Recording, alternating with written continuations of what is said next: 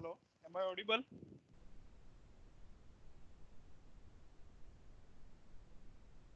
Hello,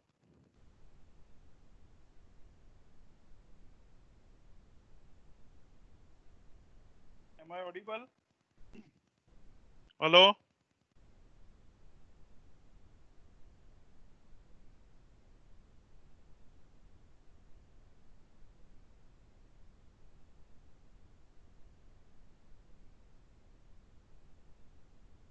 am I audible? Yes, sir. Okay, so we are starting with this.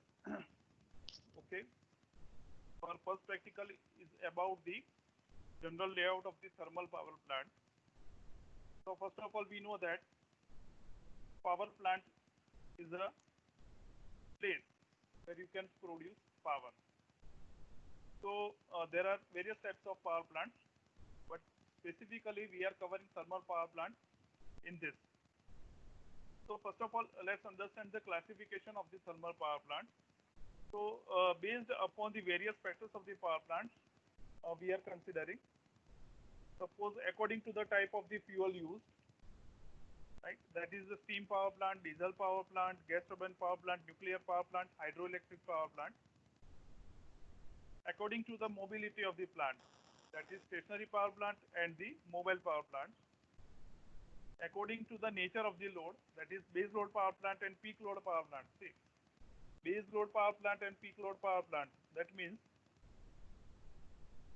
uh, base load power plant is designed to serve continuously, right, for a certain amount of load.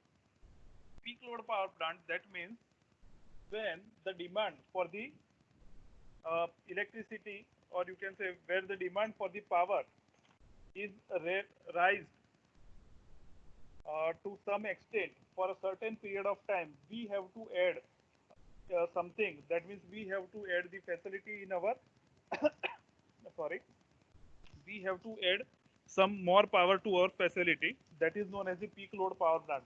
So base load power plant plus peak load power plant will satisfy our requirements in the peak load conditions. Right? So next is the central power plant and the captive power plant. Central power plant, that means large capacity power plant which generally serves the purpose of the various cities or various states. Where the captive power plant, that is mean for the specific premises, or you can say a specific industry. That means you can say the captive power plant is very limited. That means certain industry like Tata Chemicals, they are having captive power plant. ONGC, IOC, right? Reliance Industries, they have their own captive power plant. That means their needs are satisfied with their captive power plants only. Okay. Now, when we talk about the thermal power plant, we know that the working of the thermal power plant, it is based on the Rankine cycle. Right? Thermal cycle is applicable on this thermal power plant, that is the Rankine cycle. Okay. So, if we consider the general layout of the modern thermal power plant,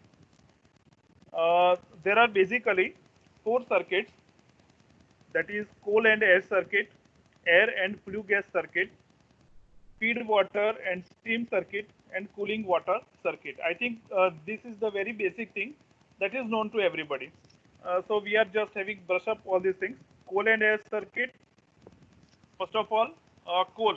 That means you are receiving coal from the power station, for the power station from the storage yard. એનો અર્થ એવો થયો કે જે આપણું જે call છે એ કોલનો અમુક દિવસ ચાલે એટલું આપણે સ્ટોરેજ કરવો પડે છે. જનરલી 3 કે 4 દિવસ જેટલો સ્ટોરેજ હોય છે એનો, right? That is one thing. So from the coal storage yard, coal is reached to the furnace by means of the coal handling plant, right? See, in thermal power plant, there were different systems, right? Thermal power plant is a large assembly of different systems, you can say. First thing, that is coal handling plant is there, some ash handling plant is there, then say different circuits. That means cooling water is also there. So they have its own circuit and its own components. So these small circuits and small components, if you combine all these things or if you assemble all these things, they will prepare the thermal power plant for you. Okay. So in the case of the thermal power plant, first of all is the coal and ash circuit. That means from the coal handling system, the coal is supplied to the furnace, right? And after combustion of the coal, right, ash is generated, and that ash is handled by the ash handling system. It may be they may lead you may lead this ash to the ash pond also, right? You can make some bricks, or for the further use you can make it, or some another arrangement or system you can make for the ash handling. So coal and ash system, that is the storage system. You are getting the coal burnt in the boiler, and the ash that you are collected from the bottom. Okay. Now second one is the air and flue gas circuit. See, importance of this circuit. See, this circuit is important in this way. What you require for combustion? We require oxygen for the combustion, and oxygen is coming from the air for us. So in the case of the air and flue gas circuit, we require large fan system. Fan. That means you require draft system, right? You require either induced draft or forced draft. That means you may force the air to pass through the entire circuit. That is forced draft fan. And induced draft fan, that means you may induce or you may create the draft. That means the pressure difference in the entire circuit to air flow through it. So what is the requirement? We require air for the complete combustion of our fuel. Otherwise, if you don't supply sufficient quantity of the air to the entire system, that may lead to the incomplete combustion, and in turn, they will lead to the generation, or you can say production, of hazardous gases, and which are very hazardous to the human health. And you cannot say leave all these flue gases, or you can say hazardous gases, in the atmosphere. So that is one environmental issue, right? So for the complete combustion of the fuel, you require air, right? So if you supply ample quantity of the air with the help of this draft system, that means with the help of the blowers, either post draft or the induced draft system, and that will take part in the combustion. So it will carry the heat of the combustion with it, and now it is known as the flue gas. The air is entering in the air is entering in the furnace, and it carries heat of the combustion products. That means the chemical energy of the coal is converted into the heat energy, and that heat is carried away by the air.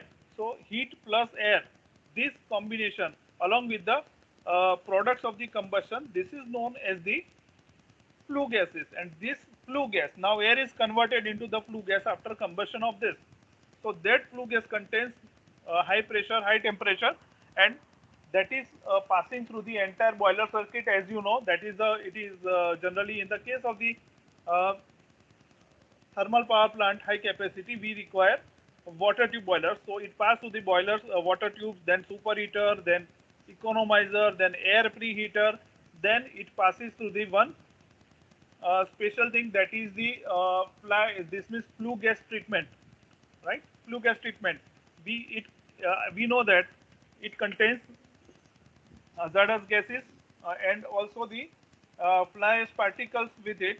So you cannot directly dispose these flue gases in the atmosphere. So you have to make it clean. So first of all, this all the fly ash has to be removed. So there are certain mechanisms available, so that we will learn later on. And then after cleaning of this flue gas, we pass it to the chimney, from where it is exhausted in the atmosphere. That is the air and flue gas circuit. See, we are going to see a video later on that will give you the better idea. This is first introduction for this, or you can say just brush up of your EME. Say feed water and steam circuit. So we are supplying water, feed water, through the feed pump in the boiler. This water is converted into the steam. and this steam is supplied to the, that means high pressure, high temperature steam is supplied to the uh, steam generator. Sorry, steam turbine. In steam turbine, your this high pressure, high temperature steam expands and it gives the mechanical work output. That means the rotation of the turbine. And this rotation, this turbine is coupled with the generator that gives you the electricity output. This expanded steam, that means after expansion of steam in the turbine, this steam is passed through the condenser. Here, your latent heat exchange will take place. That means your steam will reject the latent heat to the cooling water, and now it is converted into the water. That means gaseous form is converted into the liquid form by rejection of the latent heat, right? And this water is again passed through the feed pump and it is supplied to the boiler again and again. So it will form a closed circuit of water. And if there are certain losses, some percentage of losses, we can add makeup water, right, for this. So this was about the feed water and steam circuit. The cooling water circuit. See, as we know, that steam is coming out from the turbine is required to be cooled. So it is cooled by the cooling water, right, in the condenser. So when a simple heat exchange takes place between, say, cooling water and the steam, so that steam, that cooling water is get heated, and now that hot water is to be cooled again. So this hot water is lead towards the cooling tower. It may be either mechanical cooling tower or it may be your natural cooling tower, natural draft cooling tower. So in that case, if there is a natural draft cooling tower, I think everybody is familiar with this. A large parabolic tower, sorry, a large hyperbolic tower that I think everybody has seen near the Gandhinagar, right? GEB power plant. So they are basically cooling towers, natural draft cooling tower, which are having a large amount of height. So that is cooled over there. That means it is supplied to the cooling tower. Now it is atomized from the top of the cooling tower, and due to the pressure difference created, the the air will pass through the bottom and it will come out from the top of the cooling tower, and during which it is getting mixed with the water particles and heat is carried away by the air itself, and that air will go out of the cooling tower, and water which is coming down, it will be cooled later on. So this cold water, or you can say cooling water, is supplied to the condenser again. So that is the cooling water circuit, right? So we will see a small video, two videos based on that. You will have a better idea of the how your thermal power plant works.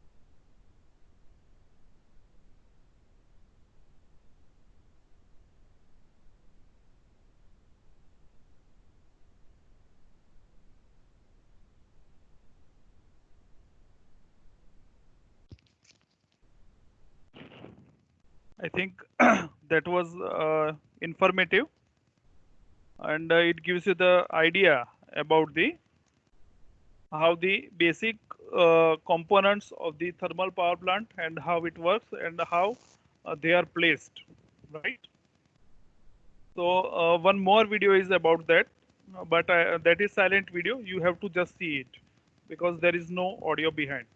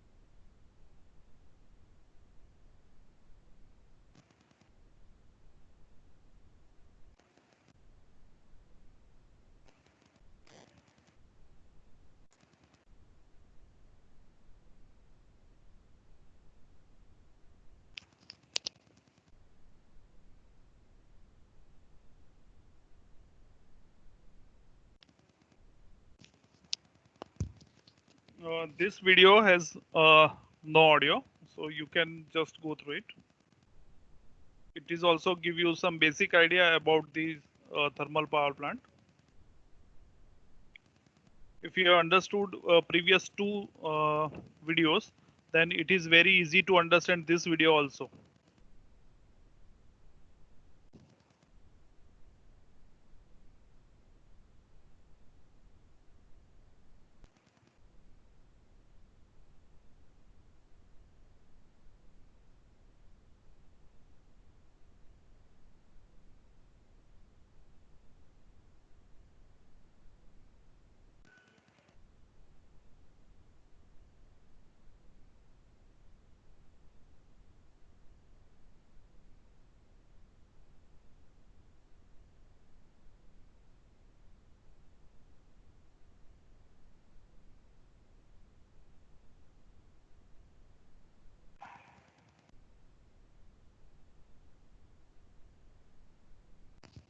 See, this give you the basic idea how these boilers are placed.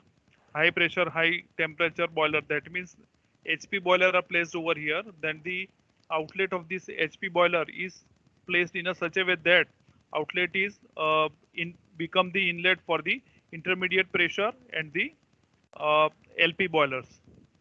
Sorry, LP turbines.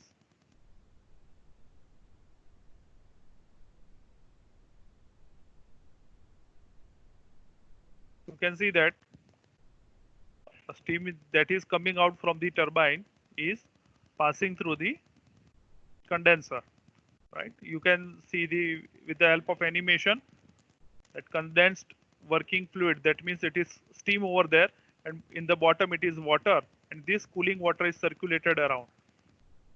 That water is passed through the feed water pump, and this feed water pump supplies water to the boiler, right?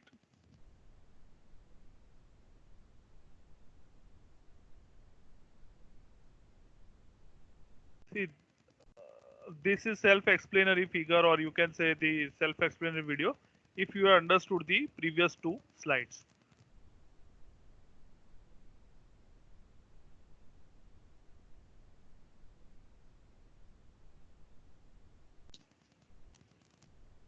I think everybody is comfortable with the videos, and they are able to understand the general layout of the thermal power plant. I will show the overall layout of the thermal power plant. I have got one figure with me.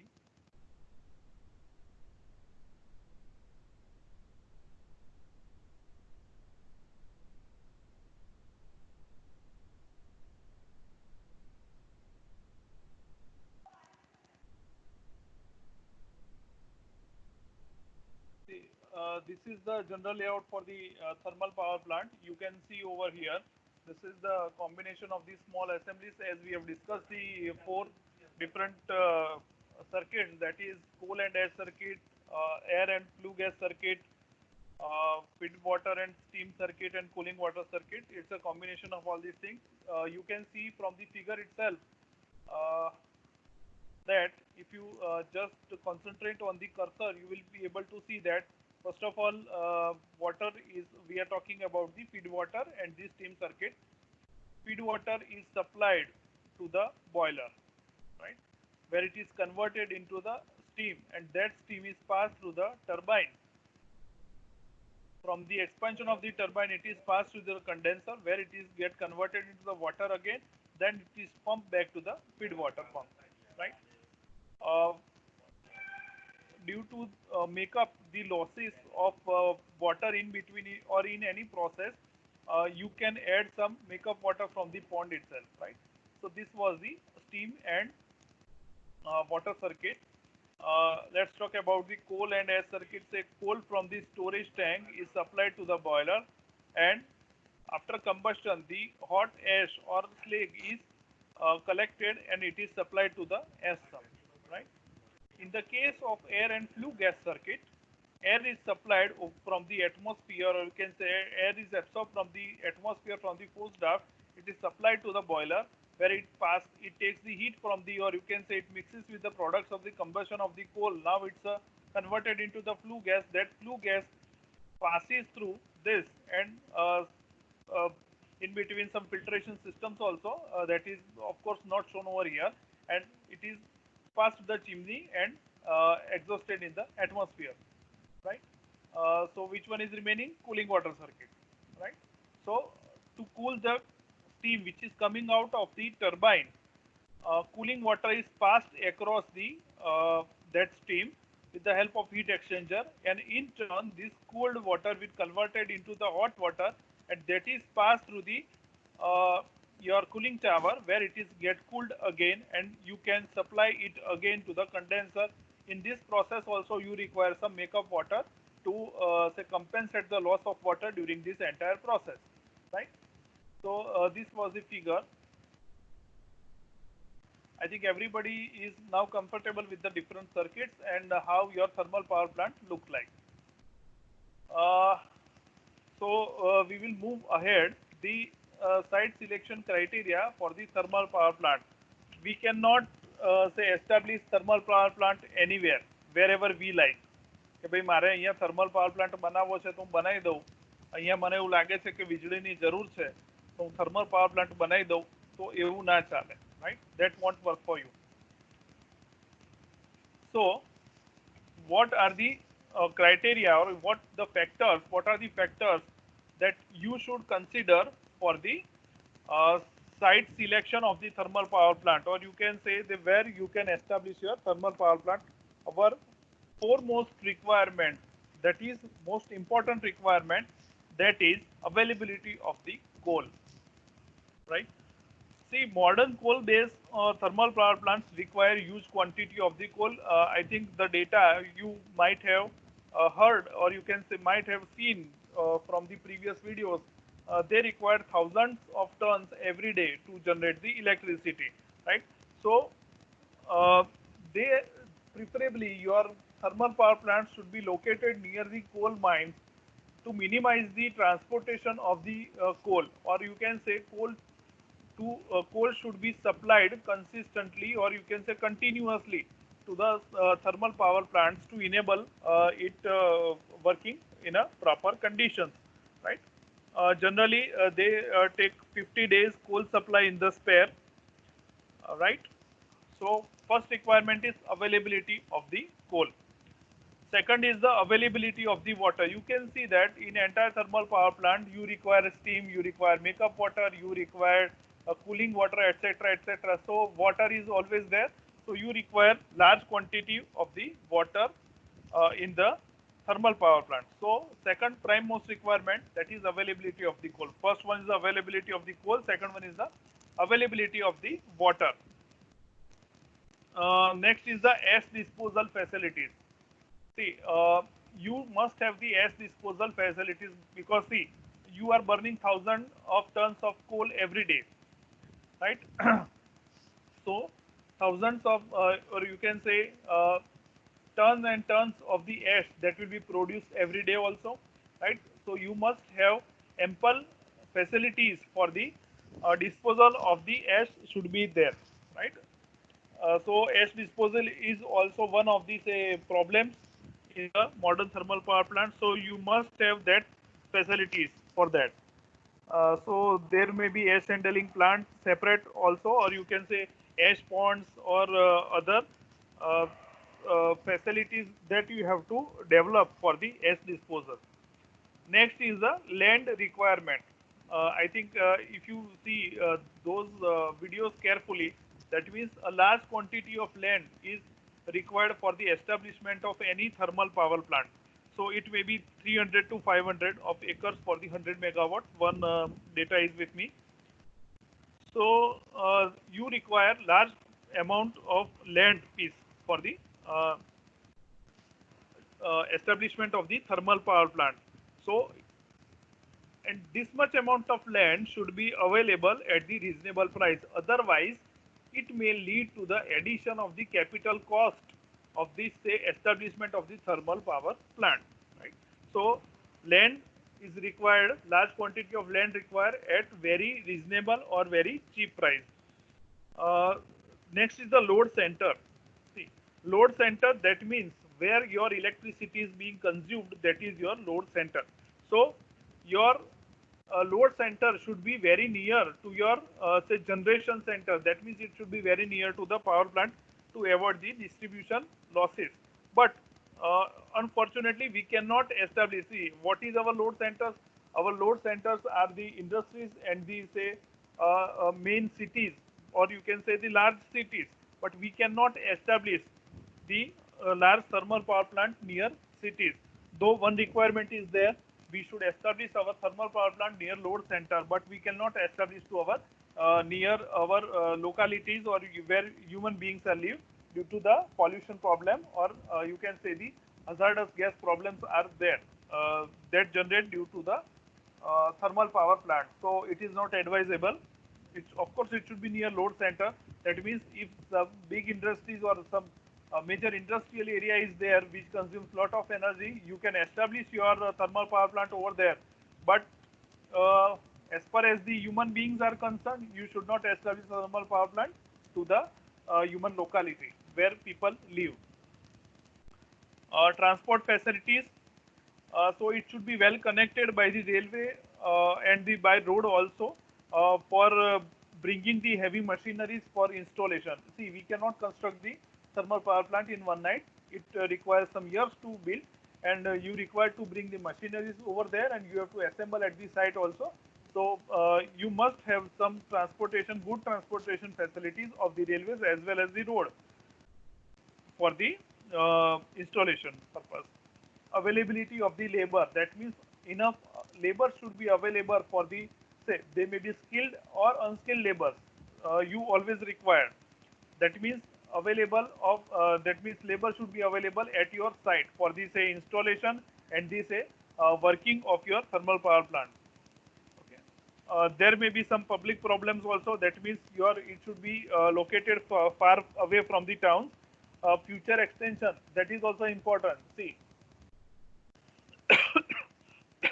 you must have some idea in mind that, or your site should be selected in a such a way that in future if there is a large increase in the demand of your power, that means you should be able to cope up that demand. You must be able to extend your the power generation capacities. So that factor is also to be considered, right? So these are some factors that you require for the generation of the power plant. So you can say establishment of the power plant. Okay. I think everybody has understood this, and this is very easy to understand because it's a very basic thing, and practical videos are available with you. So that has made our work very convenient and easy. Okay. So as far as this our power plant engineering laboratory work is concerned, you did not to write any of the practical. We have got the PDF files for this practicals. તમારે કોઈ પણ practical લખવાના નથી. આ clear instruction તમને આપું છું. કારણ કે આપણે જે છે એ પ્રેક્ટિકલનું લેબ મેન્યુઅલ બનાવેલું છે. We have prepared one lab manual with us. So that will be circulated practical by practical, practical 1, 2, 3, 4. જેમ જેમ આપણા થતા જશે એમ આપણે એને ડિસ્ટ્રીબ્યુટ કરીશું. What is your role? પ્રેક્ટિકલના એન્ડમાં જે છે એ તમને 2-4 ક્વેશ્ચનની નાની ક્વિઝ આપવામાં આવી હશે, right? So that you have to solve in your file pages. Okay. તો એરેન્જમેન્ટ કઈ રીતે થશે? તમારો પ્રેક્ટિકલ આવશે. પ્રેક્ટિકલના એન્ડમાં જે છે 2 કે 3 ક્વેશ્ચનની ક્વિઝ જે છે છાપેલી જ હશે. તો તમારે જે છે ફાઇલ પેજમાં એક ક્વિઝ લખવાની છે અને એને સબમિટ કરવાની છે. ક્યારે? એન્ડમાં. એટલે એરેન્જમેન્ટમાં પ્રેક્ટિકલ, પછી એની ક્વિઝ ના આન્સર, પછી બીજો પ્રેક્ટિકલ, એની ક્વિઝ. એ રીતે જે છે પ્રેક્ટિકલ ક્વિઝ એમ કરીને તમારે ગોઠવીને લાસ્ટમાં તમારે એને you can submit it in your file, right? બીજું કશું તમારે લખવાનું રહેતું નથી. હા, તમારે એસાઇનમેન્ટ લખવાના રહેશે આ ટોપિક્સ ઉપર. એ તમને ફેકલ્ટી દ્વારા આપવામાં આવશે અને જે આપણે ક્લાસનું ગ્રુપ છે એની અંદર સર્ક્યુલેટ કરવામાં આવશે. તો આ જે ટોપિક્સ છે એના એસાઇનમેન્ટ જે છે that you have to write questionnaire જે છે એ જેમ આપણે થિયરી કવર થશે એમ તમને આપવામાં આવશે. આમાં કોઈને ડાઉટ છે? Is there any doubt?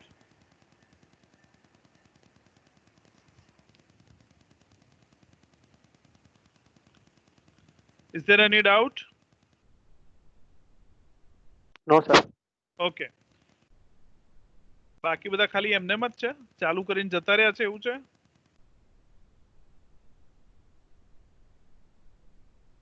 Piyush Sarvaiya, Piyush Sarvaiya Yes, sir. છો ને એમ? Yes, yes. હા તો બરોબર. બરાબર. I think everybody has understood this. There is no question of doubt because it was the very basic and primary thing that you have already learned in your elements of mechanical engineering also, and you might have come across these things in your day-to-day life. You might have visited some power plants also in your previous years, right? So we are stopping here, and I am sharing that write-up with you in our group.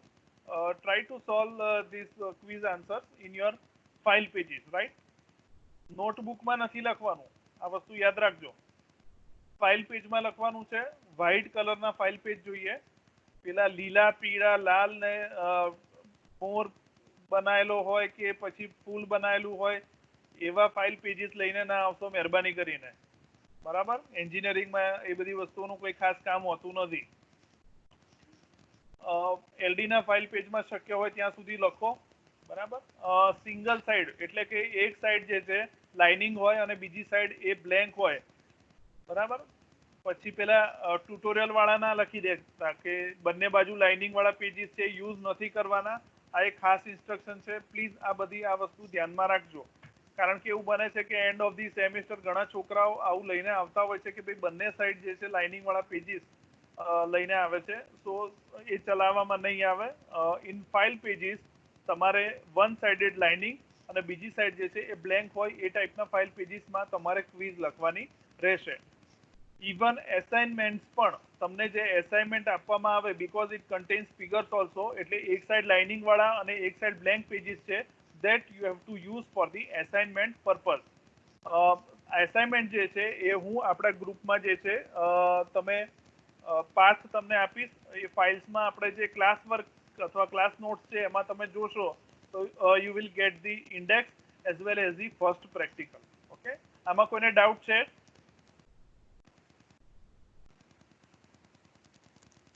No, sir. Okay, so we are concluding today session, કારણ કે આમાં કંઈ બહુ ખાસ બતાવવા જેવું છે નહીં.